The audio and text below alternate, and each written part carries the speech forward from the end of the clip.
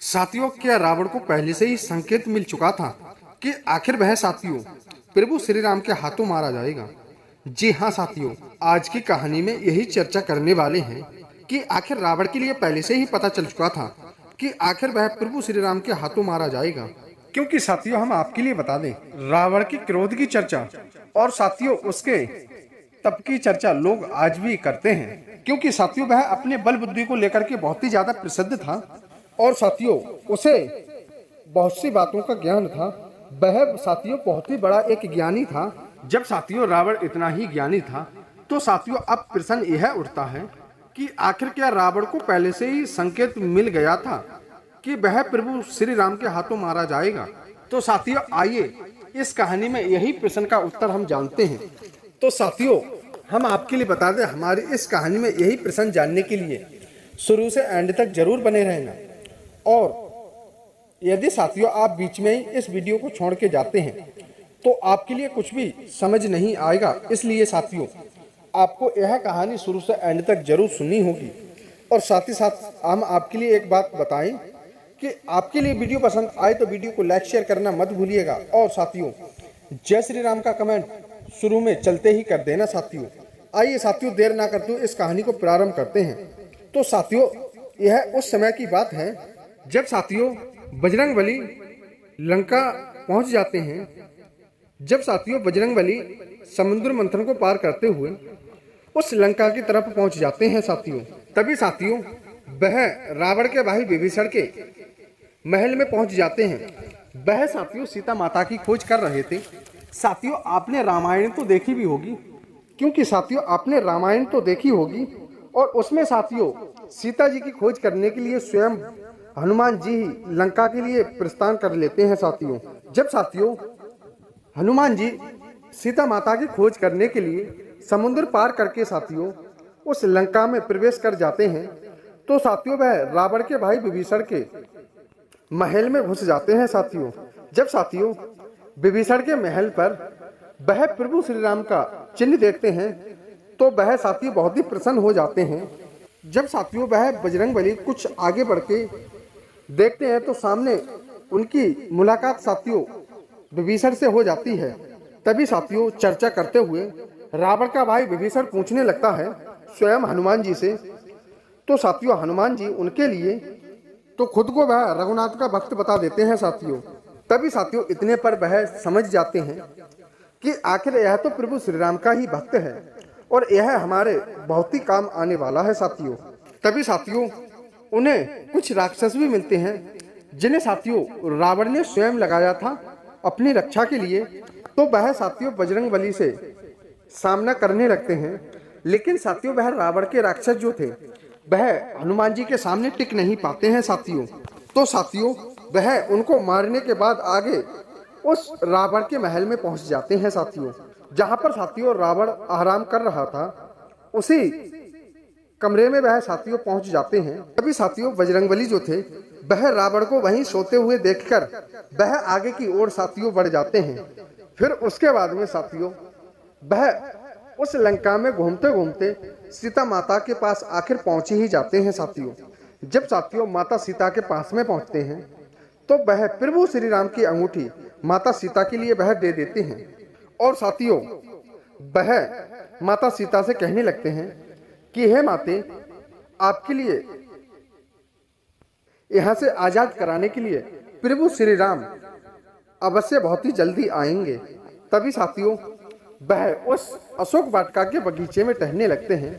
वहां पर साथियों कुछ फल फ्रूट देख करके वह खाने लगते हैं। तो साथियों उस बगीचे में राक्षस जो थे वह हनुमान जी से युद्ध करने लगते हैं, लेकिन वह भी साथियों हनुमान जी से वह राक्षस टिक नहीं पाते हैं।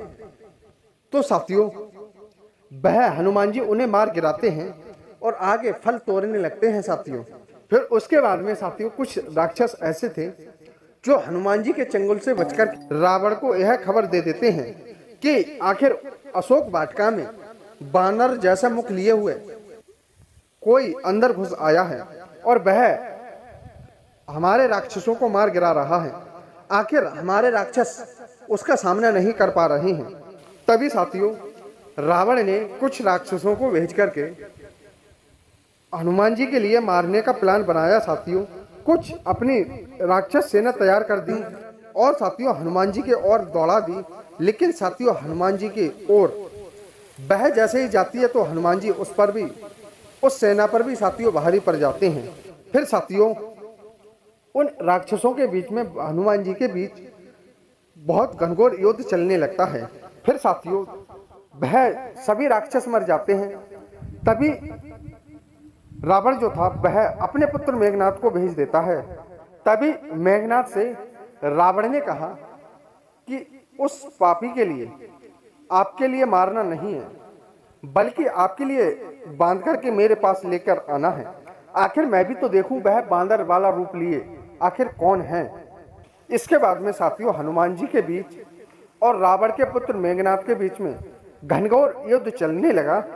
तभी साथियों युद्ध करते करते वह मेघनाथ तुरंत समझ जाता है कि यह आम वानर नहीं है। तभी साथियों वह रावण का पुत्र मेघनाथ जो था उसने ब्रह्मा अस्त्र बजरंगबली हनुमान जी के ऊपर छोड़ दिया साथियों।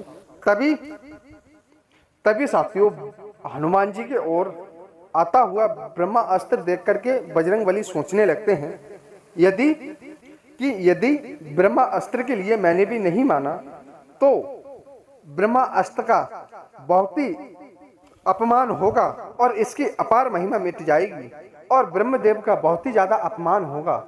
इसलिए साथियों वह बजरंगबली हनुमान जो थे वह साथियों ब्रह्मा अस्त्र को अपने ऊपर प्रवेश कर करके वह साथियों मूर्छित हो जाते हैं। तभी साथियों मेघनाथ ने देखा कि आखिर हनुमान जी जो हैं वह मूर्छित होकर के जमीन पर गिर पड़े हैं। तो वह साथियों हनुमान जी जो थे उनके लिए रावण का पुत्र मेघनाथ नागपाश से बांध करके रावण के पास में ले आता है साथियों। तभी साथियों वह रावण के महल में पहुंच जाते हैं और रावण की कुछ सेना देखते हैं।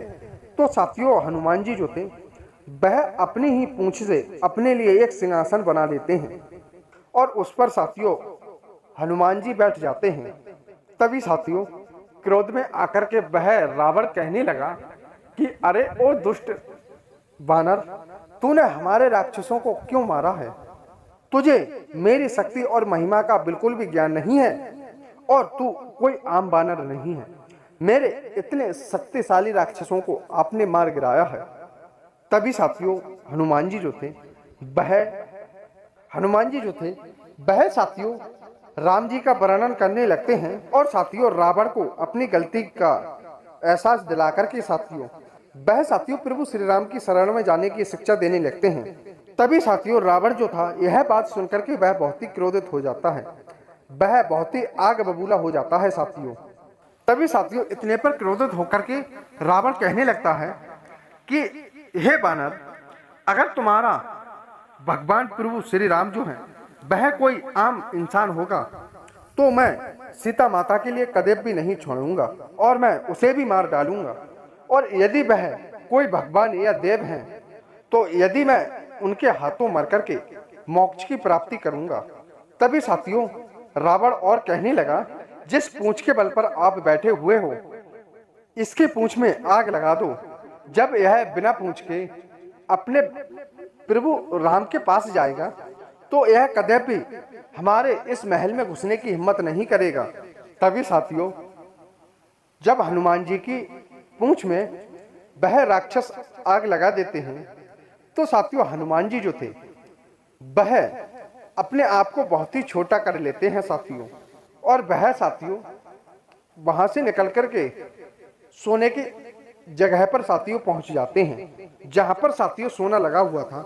साथियों हम आपके लिए बता दें रावण के लिए सोना बहुत ही पसंद था, यहाँ तक कि साथियों रावण की लंका जो थी वह भी साथियों सोने की थी और साथियों रावण के लिए सोना बहुत ही पसंद था, इसलिए वह अपने लंका में बहुत ही सोना रखा करता था। तभी साथियों धीरे धीरे वह हनुमान जी जो थे वह उस लंका के हर एक कोने तक पहुंच जाते हैं और वह सोने की लंका में आग लगाने लगते हैं साथियों। जब साथियों सोने की लंका में आग लगने लगती है तो साथियों उस लंका के जितने भी राक्षस थे वह सभी घबरा जाते हैं और उस लंका से साथियों वह बाहर निकल के भागने लगते हैं।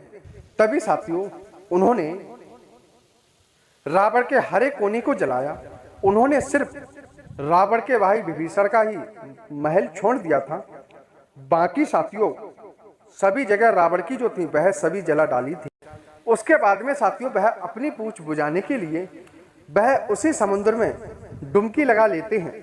जब साथियों उनकी पूंछ बुझ जाती है तो साथियों हनुमान जी दोबारा स्वयं माता सीता से मिलने के लिए जाते हैं और शीश झुका करके हाथ जोड़ करके उन्हें नमन करते हुए कहने लगते हैं कि हे माता सीते, तुम अपनी कुछ निशानी दे दो जिससे मैं प्रभु श्री राम को यकीन दिला सकूं कि आखिर मैं माता सीता से मिल चुका हूं। तभी साथियों प्रभु हनुमान जी जो थे वह माता सीता से उनके चूड़े की निशानी लेकर के वहां से अयोध्या के लिए प्रस्थान करने लगते हैं और साथियों वह समुद्र पार कर करके वह फिर से प्रभु श्री राम के पास में पहुंच जाते हैं। तभी साथियों वह वहां पर पहुंच जाते हैं और वहां पर पहुंचने के बाद में साथियों प्रभु श्री राम से मिलते हैं। प्रभु श्री राम से मिलने के बाद में वह कहने लगते हैं आखिर मैं माता सीता से मिलकर आया हूं। फिर साथियों हनुमान जी की बात पर प्रभु श्री राम के लिए बिल्कुल भी भरोसा नहीं होता है। तो साथियों वह हनुमान जी जो माता सीता की निशानी लेकर आए थे उनकी चूड़ी, वह चूड़ी प्रभु श्री राम को दिखाते हुए कहने लगते हैं हे प्रभु, आखिर यह निशानी मैं माता सीता से लेकर आया हूं। आखिर अब आपके लिए पता चल चुका होगा कि आखिर मैं माता सीता से मिलकर आया हूं या नहीं मिलकर आया हूं। तभी साथियों प्रभु श्री राम को वह जैसे ही चूड़ी देते हैं वह चूड़ी देखते हैं कि आखिर यह तो माता सीता की है। तो वह साथियों हनुमान जी की बातों पर विश्वास कर लेते हैं और आखिर हनुमान जी से साथियों वह पूरी जानकारी प्राप्त कर लेते हैं कि आखिर इस वक्त माता सीता कहां पर हैं। तो साथियों हनुमान जी कहते हैं कि हे प्रभु, माता सीता इस वक्त लंका में स्थित अशोक वाटिका में एक वृक्ष के नीचे बैठी हुई हैं और मैं उनसे मिलकर के आया हूं और मुझे पता था हे प्रभु आपके लिए मुझ पर बिल्कुल भी भरोसा नहीं होगा, इसलिए मैं कुछ निशानी माता सीता की अपने साथ लेकर आया हूं जिससे हे प्रभु आपके लिए विश्वास हो सके।